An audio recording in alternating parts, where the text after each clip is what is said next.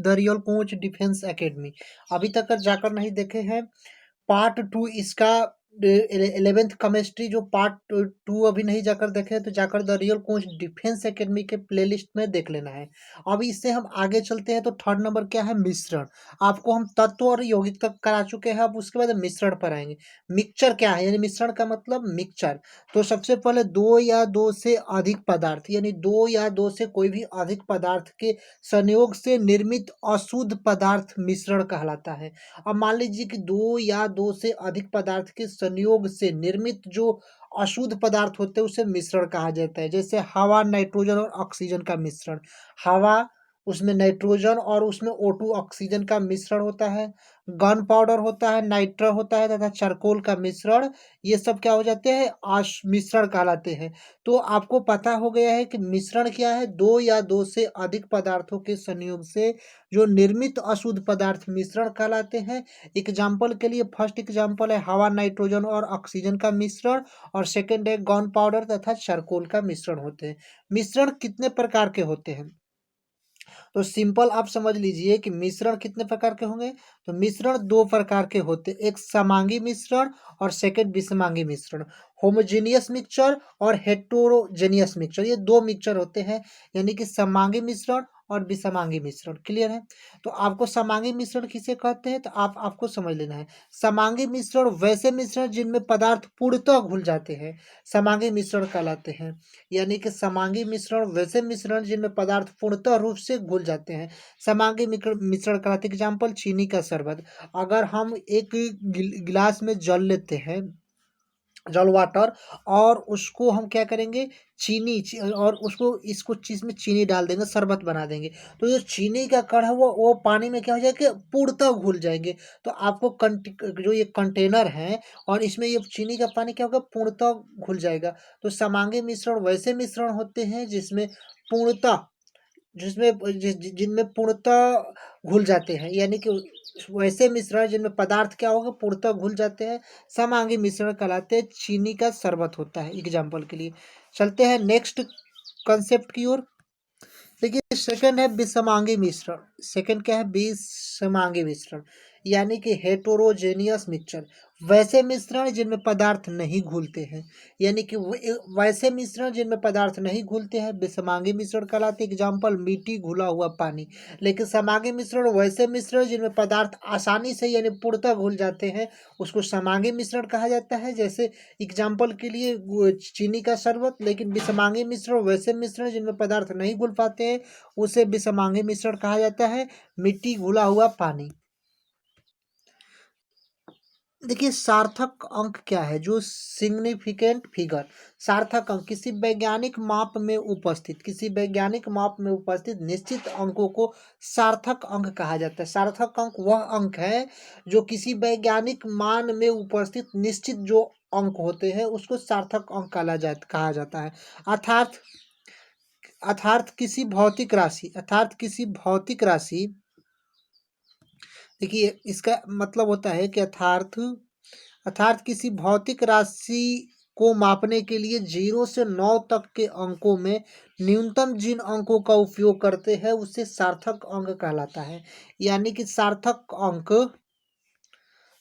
अंक वह अंक है कि जो भौतिक राशि को मापने के लिए 0 से 9 तक के अंकों की संख्या को 0 से 9 तक के अंकों में न्यूनतम जिन अंकों का उपयोग करते हैं उसे सार्थक अंक कहते हैं। सार्थक अंक देखिए सार्थक अंक का प्रयोग किसी भौतिक राशि के मापन में शुद्धता को प्रदर्शित करने के लिए किया जाता है। जो जो सार्थक अंक होते हैं उसका जो उपयोग होता है उसका जो प्रयोग होता है कोई भी भौतिक राशि होती है उनके मापन में जो शुद्धता आती है जो मेजरमेंट होता है उसको शुद्धता के लिए प्रदर्शित किया जाता है। किसको तो सार्थक अंक को। देखिए सार्थक अंक को संख्या को दर्शाने का नियम फर्स्ट यानी जो सार्थक अंक होता है उसके संख्या को कैसे दर्शाया जाता है किसी संख्या के शुरू में स्थित शून्य को छोड़कर, किसी संख्या के स्टार्टिंग में शून्य को छोड़कर शेष सभी अंक सार्थक अंक कहलाते हैं। यानी कि संख्या है, किसी भी संख्या के शुरू में, ये शुरू में शून्य को छोड़कर, इस शून्य को छोड़कर शेष ये जो 3 अंक होते हैं वह सार्थक अंक कहलाते हैं। जैसे 1 2 3, इसमें कितने अंक सार्थक है? तो 3 अंक सार्थक है। सेकंड एग्जांपल, यानी कि स्टार्टिंग में शून्य को छोड़कर, यहाँ पर देखिए, यहाँ पर 2 शून्य स्टार्टिंग को छोड़ दिए तो इसमें सार्थक अंक कितना हो गए? तो 2 2 सार्थक अंक है। आया समझ में एग्जांपल? तो आप सिंपल समझ लेना है कि फर्स्ट जो इसका एग्जांपल है सार्थक अंक की संख्या को दर्शाने के नियम में, देखिए कि सार्थक अंक की संख्या को दर्शाने का नियम होता है कि किसी संख्या के शुरू में स्थित, स्टार्टिंग में स्थित शून्य को छोड़कर शेष सभी अंक क्या होते हैं? सार्थक अंक कहलाते हैं। तो स्टार्टिंग में ये शून्य है, स्टार्टिंग में ये दोनों शून्य है, इसको छोड़ दिए तो ये इसमें 1 1 2 3 अंक है तो 3 सार्थक अंक हो गए, और इसमें 2 है तो 2 सार्थक अंक हुए। आया समझ में? चलते हैं नेक्स्ट इसके कंसेप्ट पर। देखिए सेकेंड नंबर क्या है? सेकेंड नंबर सार्थक अंक में है, देखिए सभी अशून्य अंक, सभी अशून्य अंक सार्थक अंक होते हैं। यानी जो सभी अशून्य अंक सार्थक अंक होते हैं, जिसमें क्या हो? शून्य ना हो। सभी अशून्य अंक, अशून्य का मतलब होता है जिसमें शून्य ना हो, वह सार्थक अंक कहलाते हैं। तो इसमें शून्य एक भी नहीं है तो 3 सार्थक अंक हो गए, इसमें शून्य एक भी नहीं है तो 1 2 3 4 5 5 सार्थक अंक हो गए। आया समझ में? फिर से एक बार इसको हम समझ लेते हैं कि सभी अशून्य अंक सार्थक अंक होते हैं, यानी जिसमें जीरो नहीं लगा हो वह क्या होता है? सभी अशून्य अंक सार्थक अंक होते हैं। तो इसमें शून्य नहीं लगा है तो 3 1 2 3 है तो 3 सार्थक अंक हो गए, इसमें 3 और 2 5 5 सार्थक अंक हो गए। आया समझ में? चलते हैं नेक्स्ट इसका एग्जाम्पल पर। देखिए इसका थर्ड नंबर है सार्थक अंक को दर्शाने के नियम में, स्टार्टिंग में उपस्थित यानी प्रारंभ में उपस्थित शून्य को छोड़कर, स्टार्टिंग में उपस्थित शून्य को छोड़कर किन्हीं अन्य अंकों के मध्य उपस्थित शून्य, यानी स्टार्टिंग में शून्य सार्थक अंक नहीं कहलाते हैं, लेकिन अगर मध्य में उपस्थित शून्य सार्थक अंक कहलाते हैं, लेकिन अगर बीच में अगर जीरो उपस्थित हो जाए तो वह सार्थक अंक कहलाते हैं। तो वही इसका इसका दिया गया है। अभी देखिए कि प्रारंभ में उपस्थित शून्य को छोड़कर किन्हीं अन्य अंकों के मध्य उपस्थित शून्य सार्थक अंक कहलाते हैं। अब यहाँ पर शून्य है क्योंकि मध्य में, अगर स्टार्टिंग में शून्य रहता तो ये सार्थक अंक में नहीं जोड़े जाते, लेकिन यहाँ पर मध्य में है तो 1 2 3 4 4 क्या हो गया? 4 इसमें सार्थक अंक हो गए। आया समझ में? चलते हैं नेक्स्ट कंसेप्ट की ओर। फोर्थ नंबर, किसी संख्या के दाईं ओर उपस्थित शून्य भी सार्थक अंक होते हैं। यानी कि अगर कोई भी संख्या होता है और उसके राइट हैंड में उपस्थित शून्य होगा तो वह सार्थक अंक होगा, लेकिन लेफ्ट हैंड में अगर शून्य हो तो वह सार्थक अंक नहीं होता है। तो अगर 15.00 है तो इसका सार्थक अंक 1 2 3 4, ये जीरो भी काउंट होगा और 4 सार्थक अंक हो गए। आया समझ में? किसी संख्या के दाईं ओर उपस्थित यानी राइट साइड में कोई भी नंबर हो उसके उपस्थित शून्य भी सार्थक अंक में जोड़े जाते हैं। 5 नंबर क्या है? देखिए 5 नंबर, घातांकीय अंकों में केवल संख्यात्मक भाग ही सार्थक अंक होते हैं। जो घातांकीय भाग होते हैं उसमें केवल संख्यात्मक यानी संख्या वाला भाग ही सार्थक अंक होते हैं। यानी 3.5 ये संख्या वाला भाग है, और ये जो घातांक होता है ये सार्थक अंक नहीं होते, केवल ये संख्या वाला भाग ही कला सार्थक अंक कहलाता है। क्लियर है? तो यहाँ पर आप समझ लेने हैं कि घातांकीय अंक में केवल संख्यात्मक भाग वाला ही सार्थक अंक कहलाता है। तो ये संख्या वाला भाग है तो इसमें 2, तो इसमें सार्थक अंकों की संख्या 2 हो गई, लेकिन ये 10 के पावर -5 ये पावर वाला जो भाग होता है वह संख्यात्मक, जो घात वाला भाग होता है वह सार्थक अंक में नहीं जोड़ा जाता है।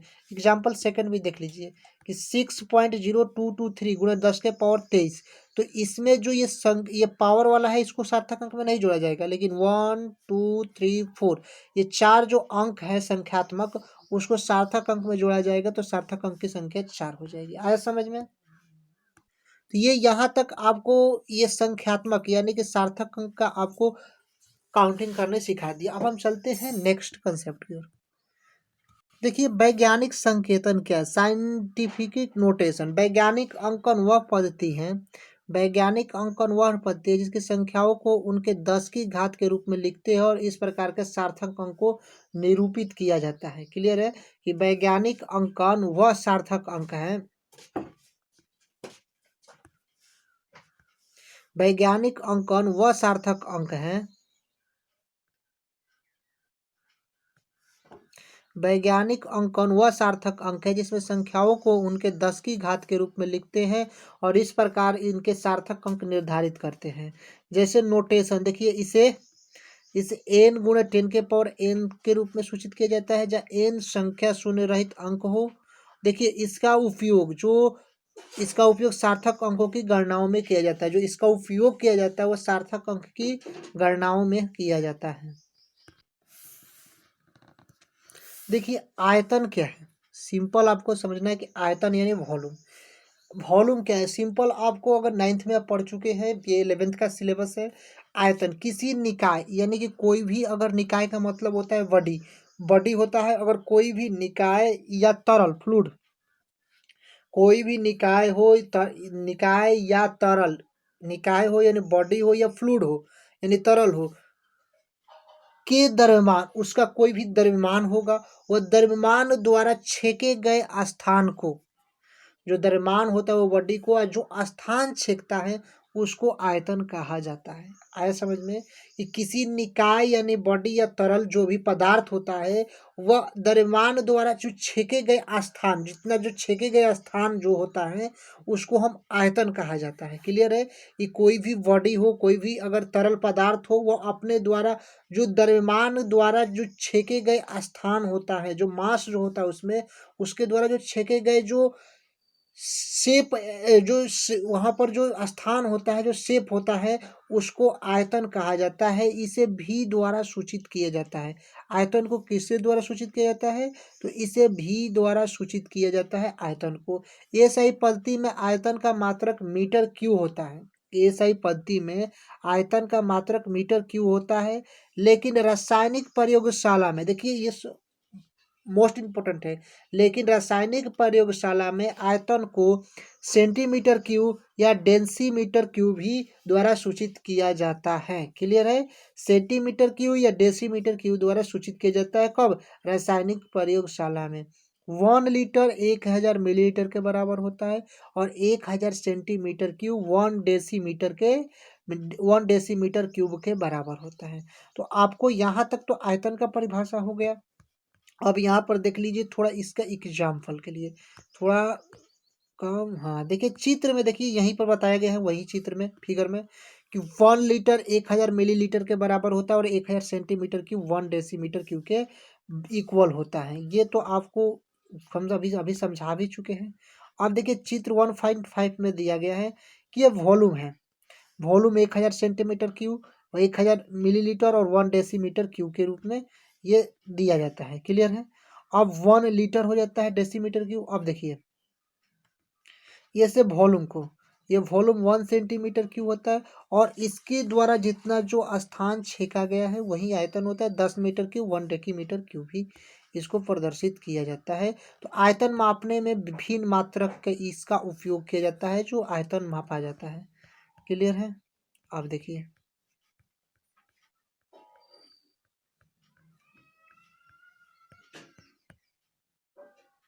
हाँ, देखिए आयतनीय उपकरण, देखिए आयतन उपकरण में कौन से आयतन का उपकरण लिया जाता है, थोड़ा फिगर कम स्लो, हाँ देखो ये आयतन को मापने के लिए कौन कौन से प्रयोगशाला में लिया जाता है।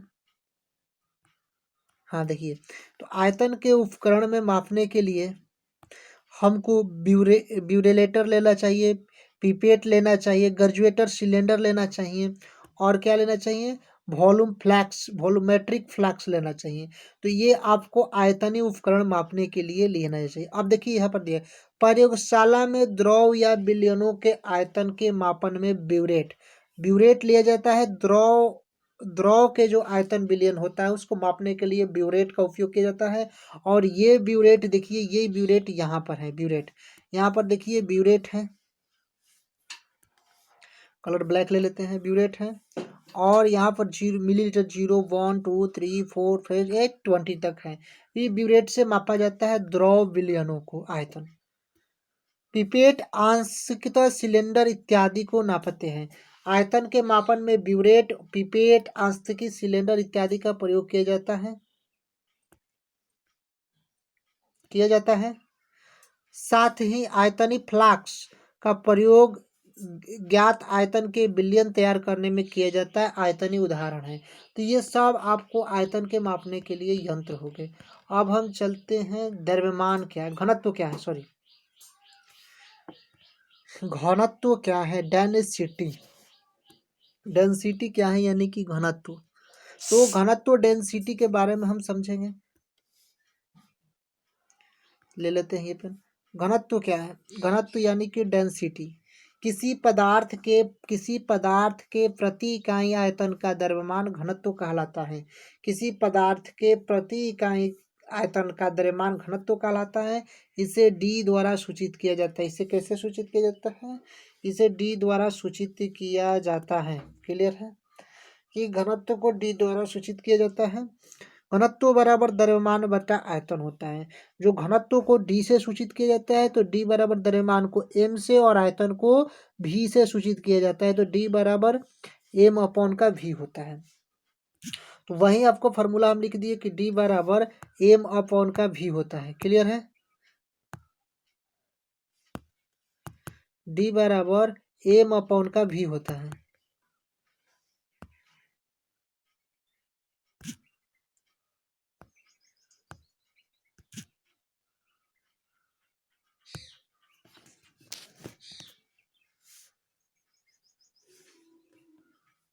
देखिए घनत्व बराबर क्या होता है, द्रव्यमान बटा आयतन। तो यहाँ पर हम d बराबर एम अपॉन का भी हम लिख देते हैं। द्रव्यमान d घनत्व हो गया, एम द्रव्यमान और v आयतन हो गया। d जहाँ पर घनत्व है, v आयतन है और m द्रव्यमान है। d यहाँ पर घनत्व, m जो होगा द्रव्यमान होगा और v क्या होगा, आयतन होगा। तो ये तो आपको समझ में। इसका एसआई मात्रक क्या होता है, एसआई मात्रक जो होता है, द्रव्यमान का एसआई मात्रक केजी और वॉल्यूम का मात्रक मीटर क्यूब, केजी प्रति मीटर क्यूब होता है। क्लियर है। तो घनत्व का जो एसआई मात्रक होता है केजी प्रति मीटर क्यूब होता है। लेकिन रसायन विज्ञान में घनत्व का मात्रक ग्राम इंटू सेंटीमीटर क्यूब होता है। घनत्व का जो होता है ग्राम सेंटीमीटर क्यूब होता है रासायनिक विज्ञान के घनत्व में, जहाँ द्रव्यमान जी होता है और आयतन क्या होता है, सेंटीमीटर क्यूब होता है। क्लियर है। तो आपको ये परिभाषा तो आ गया कि किस घनत्व जो होता है किसी पदार्थ के प्रति इकाई आयतन का द्रव्यमान घनत्व कहलाता है। इसे डी द्वारा सूचित किया जाता है। घनत्व बराबर द्रव्यमान बटा आयतन होता है। द्रव्यमान जहाँ पर घनत्व को डी से सूचित, डी बराबर एम अपॉन का भी लिखा जाता है, जहाँ पर डी घनत्व होता है, भी आयतन होता है और एम द्रव्यमान होता है। इसका ऐसा मात्रक केजी प्रति मीटर क्यूब होता है। और इसे रसायन विज्ञान के घनत्व में घनत्व का मात्रक ग्राम सेंटीमीटर क्यूब होता है। यहाँ जहाँ द्रव्यमान को जी से और आयतन को सेंटीमीटर क्यूब से सूचित किया जाता है। अब हम आते हैं टेम्परेचर क्या है, ताप क्या है। ताप यानी कि टेम्परेचर, सिंपल आपको हम बता देते हैं कि टेम्परेचर क्या है। ये टॉपिक्स आपके लेवल का है। तो टेम्परेचर, टेम्परेचर का मतलब होता है प्रेशर, प्रेशर का मतलब होता है ताप, अरे सॉरी, टेम्परेचर प्रेशर दाब होता है, सॉरी। तो किसी निकाय का ताप उसके उष्णता यानी हॉटनेस की माप होती है। कोई भी बॉडी होता है, कोई भी निकाय होता है, उसका जो टेम्परेचर होता है वह उसका हॉटनेस यानी कि ताप की माप होती है, यानी कितनी उसमें गर्मी है। दूसरे शब्दों में हम यह भी कह सकते हैं कि ताप अणु जो टेम्परेचर है वह ताप अणु, परमाणु तथा आयनों जिसमें द्रव बने होते हैं वे गतिज ऊर्जा के मापक होते हैं। क्या होते हैं, गतिज ऊर्जा के मापक होते हैं। ताप, देखिए ताप मापन के 3 स्केल है, सेल्सियस, फ़ारेनहाइट तथा केल्विन। 3 है, सेल्सियस है, फ़ारेनहाइट है और केल्विन है। ये 3 जो ताप मापने का इकाई है, सेल्सियस, फ़ारेनहाइट और केल्विन है। सेल्सियस है फर्स्ट, देखिए 3 जो मापक हैं उसमें फर्स्ट मापक है सेल्सियस, सेकंड क्या है फ़ारेनहाइट और थर्ड क्या है केल्विन है। ये 3 मापक हैं। क्लियर है। तो देखिए तीन मापक है, सेल्सियस, फ़ारेनहाइट तथा केल्विन है, के द्वारा निरूपित किया जाता है। ताप का एसआई मात्रक केल्विन होता है, जो टेम्परेचर होता है उसका एसआई मात्रक केल्विन होता है, लेकिन सेल्सियस तथा फ़ारेनहाइट को एक दूसरे में परिवर्तित किया जाता है। तो टेम्परेचर का एसआई मात्रक केल्विन होता है, लेकिन इसको हम फ़ारेनहाइट तथा सेल्सियस में बदल सकते हैं। इसको बदलने के लिए C/5 इक्वल टू एफ -32/9 से हम बदल सकते हैं। और केल्विन पैमानों में सेल्सियस पैमानों से निम्नलिखित रूप से संबंधित होता है, जो के डिग्री सेल्सियस प्लस 273.15 होता है, 273.15 होता है। अब यहाँ पर थोड़ा हम समझ लेते हैं। देखिए, यह ध्यान देने योग्य है कि सेल्सियस पैमाने वाले ताप मापियों को 0 से 100 डिग्री तक अंकित किए जाते हैं, यानी कि सेल्सियस पैमाने वाले टेम्परेचर को 0 से 100 डिग्री तक अंकित किया जाता है। फ़ारेनहाइट पैमाने को 32 डिग्री से 212 डिग्री सेल्सियस तक। आपको ये हम समझा देते हैं कि सेल्सियस पैमाने को कहाँ से कहाँ तक, तो 0 से 100 डिग्री तक, लेकिन फ़ारेनहाइट पैमाने को 32 डिग्री फ़ारेनहाइट से 212 डिग्री सेल्सियस तक, और केल्विन पैमाने का 273 से 373 केल्विन तक आंशिक रूप से वो वर्णित रहते हैं। यह ध्यान सेल्सियस पैमाने को 0 डिग्री सेल्सियस के नीचे ऋणात्मक मान तथा संभव केल्विन मानों के ऋणात्मक ताप पर संभव ही रहता है। तो यहाँ पर आपको देख लेते हैं, ये केल्विन मापक है, ये सेल्सियस है, ये फ़ारेनहाइट है। देखिए, केल्विन से 273 से 373 केल्विन तक ही रहता है। देखिए, यहाँ पर आपको बताए थे कि जो केल्विन मापांक होता है वह 273 से 373 केल्विन तक रहता है, लेकिन अगर सेल्सियस में आप कम करते हैं तो 0 डिग्री सेल्सियस से 100 डिग्री सेल्सियस लास्ट रहता है।